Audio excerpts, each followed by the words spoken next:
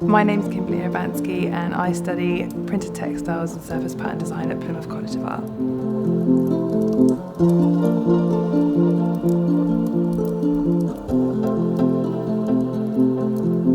When I arrived for my interview, I just automatically felt like I was at home. When I came into the college with my portfolio, the tutors who met me made me just feel like I already belonged here, like I already was a student here. I felt like I fitted in, I felt comfortable. It was just kind of perfect because I was like the end of all my interviews, this was my last place. And then I showed up here and I was like, yes, this is the place. The facilities here are so much better than the other ones I've seen across the United Kingdom. For example, the print studio, that sold me instantly. The size of it is huge. And just also being by the sea is so nice. You just go outside and it's like you're here. And it's just really nice, so nice here.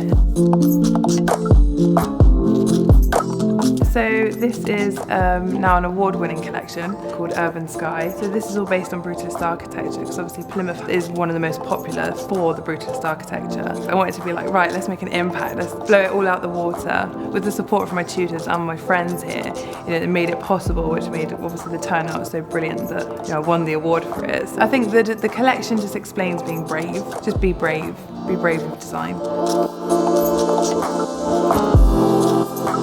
Probably the award that I won at the show.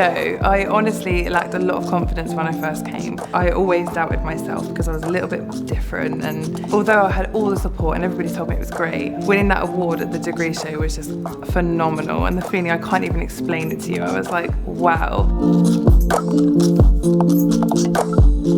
Be brave, try not to be too safe, there's a place in the market and in trends and everywhere in the world for you. So just find your thing and run with it and don't let anybody tell you that you can't do it.